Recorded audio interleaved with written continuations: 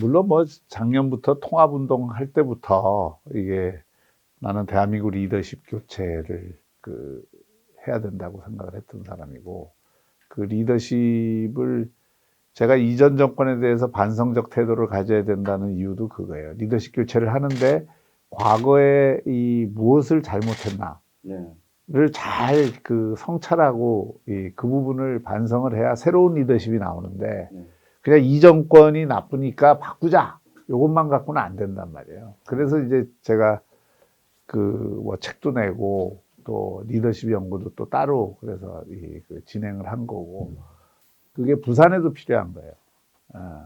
그러니까 내가 대한민국을 맡을 만한 아직 제목은 안 되니까 부산에서 한번 그런 혁신적 민주적 리더십의 전형을 만들어서 이 대한민국도 이렇게 가야 된다는 하나의 테스트베드라는 개념은 좀 좋지 않고, 하여튼 그런 전형을 한번 부산에서부터 창출하고 싶은 거예요.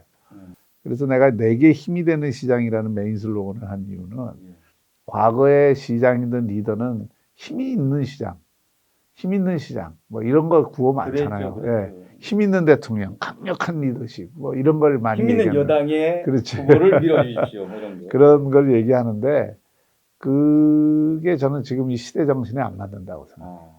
혁신을 위해서도 지금은 민간의 혁신 역량이나 창의 역량을 끌어내는 게 중요하고, 관이 주도할래야 할 수가 없어요, 지금은. 서울이, 수도권이 이렇게 지금 복작복작 그나마 잘 되는 이유도 관이 혁신 역량이 있어서가 아니라 민의 혁신 역량이 있기 때문에 그래요. 대학이든 기업이든 사람이든 돈이든 다 민간에 있다고. 공간만 열어주면, 방향만 잡아주면 그들이 다 와서 하는 거예요.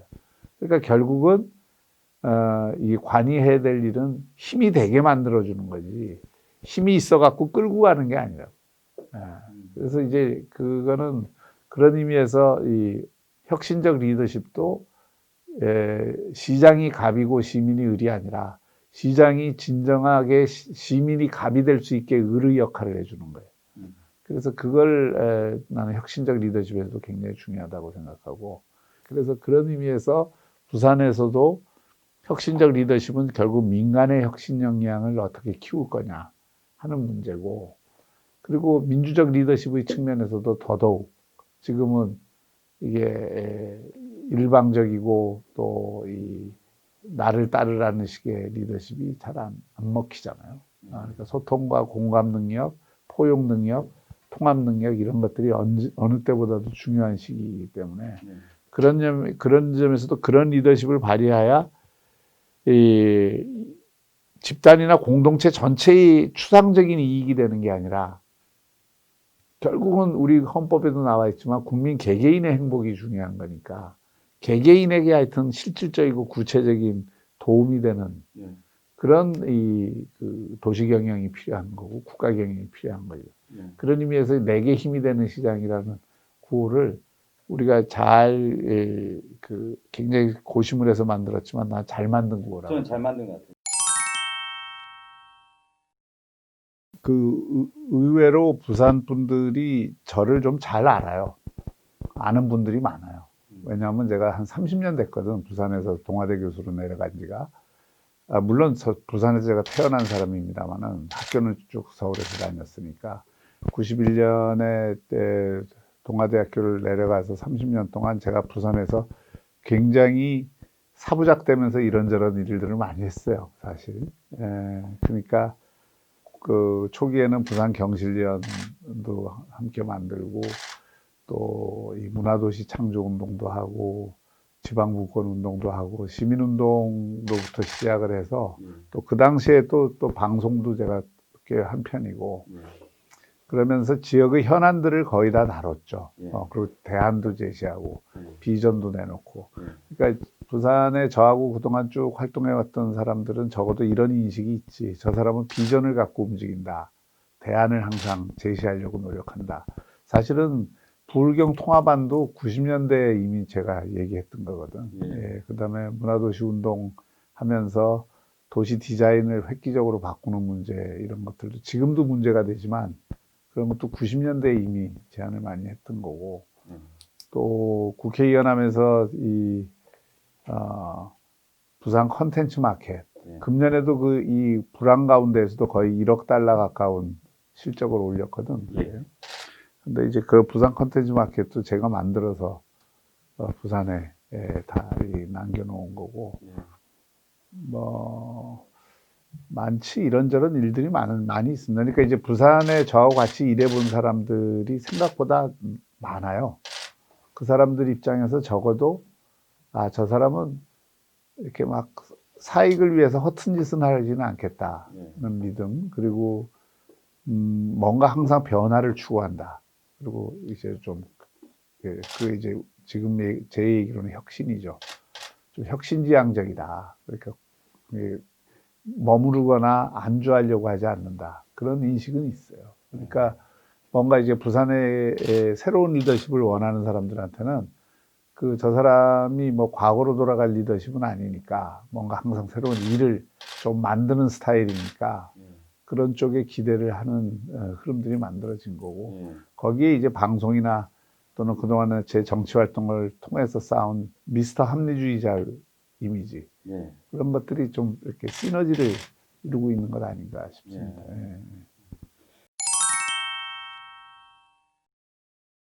열세는 아니고요. 그렇다고 뭐 확실한 우위를 점하고 있다 이렇게 얘기하기도 어렵죠. 제가 뭘 하기 위해서 사람들한테 막 부탁하고 이런 걸 잘 못해요. 그런 걸 좀 잘하면 좋은데, 그러려면 사람을 좀 귀찮게 만들고 막 그렇게 만나자 그러고 막 이래야 되는데, 그런 걸 잘 못해, 사실. 최근에 좀 바꾸셨습니까? 그것도 아직도 좀 덜 바꾸고 있어요. 우리 지금 그 도와주는 분들이 늘 의원들 좀 자주 연락해서 많이 만나라고 그러는데, 마지못해 전화는 하고 이러지만 만나는 속도가 너무 느려. 그래서 저도 좀, 이게 문제는 문제다 싶은데, 그리고 다른 사람들에 대해서도 마찬가지죠. 근데 대신 꾸준한 건 있어요, 제가. 한번 사람 만나면, 뭐 이렇게 제가 먼저 돌아서거나, 뭐 이렇게 그 사람 배척하거나 이렇게 안 하고, 생각의 힘. 생각의 힘. 어떤 생각이? 혁신. 그렇죠. 그러니까 이게 우리가 이 생각의 힘이라는 게, 이게 뭐 꼭 내 자랑하는 것 같아서 그렇긴 하지만, 연필 하셔야 돼요. 이게 생각의 힘이라는 게 몇 가지 그게 있습니다.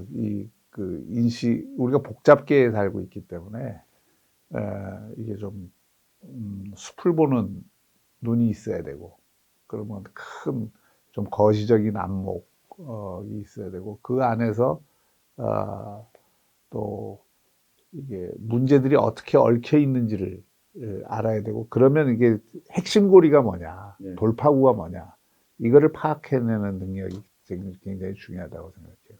그러니까 부산의 문제를 해결하는데 나는 지금 산학협력과 혁신 역량이 제일 중요하다고 보잖아요. 다른 사람들은 또 다른 거를 얘기할 수 있어요. 뭐 하나를 건설하는 거, 뭐 이런 걸 얘기할 수 있는데 나는 그런 게 아니라고 보는 거지. 이게 새로운 파동을 가져오고 새로운 시스템을 가져오는 그런 게 있어야 되고, 그 다음에 또 생각의 힘의 중요한 거는 동태적인 균형 감각입니다. 그러니까 이게 복잡계이기 때문에 결국 우선순위를 어떻게 선정하느냐가 중요해요. 일의 우선순위. 그거는 일의 일머리도 알아야 되지만 그 경험도 좀 많아야 되고, 또 그 경험을 통해서 얻은 지혜, 지식 이런 것들이 굉장히 중요합니다. 그런 걸 이른바 이제 경륜이라고 얘기를 할 수가 있을 텐데, 경험을 다양하게 했다는 것이 저는 장점이라고 봐요. 내가 시민운동도 하고 또 이념적으로도 좌도 알고 우도 알고, 기자 생활도 했고, 또 뭐 내가 대학 교수도 했고 청와대에도 있었고 행정도 했고 국회 사무총장으로서 뭐 여러 가지 경험들이 내가 그런 동태적 균형 감각과 일머리를 알도록 하는 요인이라고 생각을 하고, 그런 면에서는 조금 남들보다는 내가 좀 풍부한 이 경험과 생각의 힘을 갖고 있다. 지금 제일 중요한 것 중에 하나가 의사결정을 하는 데 있어서 시민들이 신뢰와 책임 속에서 참여할 수 있도록 만드는 거거든요. 그 뭐 여러 방법이 있습니다. 그걸 하는 또 이제 여러 가지 민간에서 낸 정책이나 이런 것들을 어떤 식으로 수용하느냐 하는 것도 중요하고, 왜냐하면 지혜가 다 그 관련 당사자들한테 있어요. 관련 당사자와 연관된 전문가들한테 있고, 뭐를 받느냐의 문제지. 그래서 그런 의미에서 이 관이 인허가 행정을 갖고 자꾸 되니 안 되니만 따지려고 하는 게 아니라, 그런 의미에서 기획 행정을 해줘야 된다고 생각해요. 그러니까 그러려면 더 현장의 전문가들 목소리를 듣고 그들에게서 나오는 아이디어를 채택을 하고 그들의 요구를 경계에 있는 문제들을 풀어주려고 노력하는 이 공직 사회가 돼야 되고, 그런 기풍을 어쨌든 시장부터 만드는 게 필요하고, 기술적으로는 중요한 의사결정, 특히 찬반이 아주 갈리고 그럼에도 불구하고 신속한 의사결정이 필요한 부분은 과감하게 블록체인 그 민주주의를 도입할 필요가 있어요. 부산이 지금 블록체인 도시거든. 블록체인의 그 발달하는 굉장히 중요한 영역 중에 하나가 공공 의사결정에서의 수기 시스템과 투표 시스템입니다. 그래서 그런 수기와 투표를 통해서, 그러면 그 블록체인 자체가 일종의 공론화 과정을 거치는 기제가 될 수가 있고, 그걸 어떻게 활용하느냐에 따라서 시가 이러지도 못하고 저러지도 못하는 문제에 대해서 또 이 결정지체 현상 이런 것들을 극복할 수도 있고, 또 그 과정에서 안 되는 건 빨리 포기하고 되는 거는 반대가 있다 하더라도 추진을 할 수 있는 동력이 되거든요. 그러니까 그런 것들이 저는 민주적 의사결정, 민주적 리더십에 굉장히 중요한 수단이 된다고 보죠.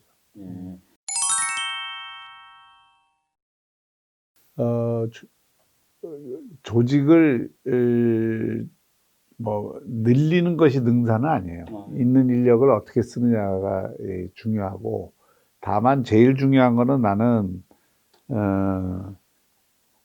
이 공식적인 조직 내에서 모든 의사결정이 이루어지는,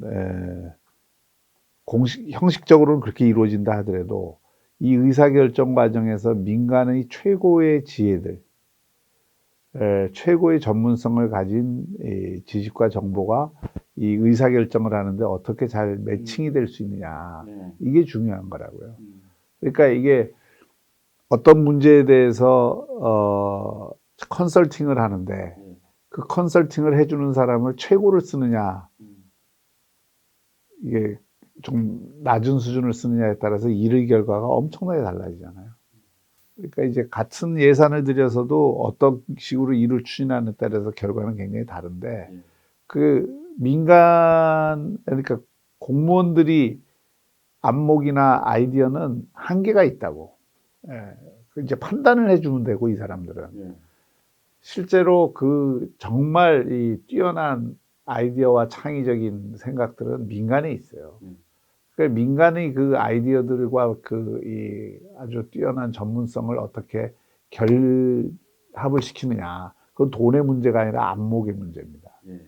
그래서 리더십이 가져야 되는 안목이 굉장히 중요하다고 보는 거고, 사실 그런 게 굉장히 중요해요. 도시를 경영하거나 국가를 경영하는데, 그래도 오세훈 시장이 디자인 본부장을 부시장급으로 하고 그 서울대 그 교수를 디자인 본부장 해갖고 서울을 이 곳곳에 디자인을 많이 바꿔놨어요. 지금 서울 오면은 옛날처럼 촌스럽기가 조금 덜해졌지. 다른 선진 도시들에 비해서 많이 좋아졌어요. 근데 그게 이제 파동을 만들어야 되거든. 한번 그런 일을 해서 그게 연결이 돼서 파동이 되면은 변화가, 오늘의 변화는 전부 파동이거든, 파동. 이게 그 좋은 변화를 가져오면 그 다음에 쭉 이어서 이렇게 파동이 치게 만들어야 되는데, 그 파동을 가져오게 하는 게 사실은 리더십의 역할이고, 또 공무원 사회도 그런 면에서 최고의 컨설턴트들을 항상 어떻게 네트워킹하고 그들의 지혜를 끌어오느냐가 중요하지, 그들을 뭐 이렇게 이 공무원으로 쓰는 게 중요한 게 아니에요. 물론 그 중에 일부는 공무원으로 써야 될 사람들이 있지. 예를 들어서 해외 투자를 전담해야 되는 그 직책을 갖는 사람은 공무원에서 이게 나오는 것보다는 민간에서 그 역할을 한 전문가들을 영입하는 게 더 좋죠. 그러니까 뭐 그런 경우는 개방직을 이용을 해서 해야 되지만 그렇지 않고 않으면은 다 컨설팅으로 해결할 수 있어요. 예. 예.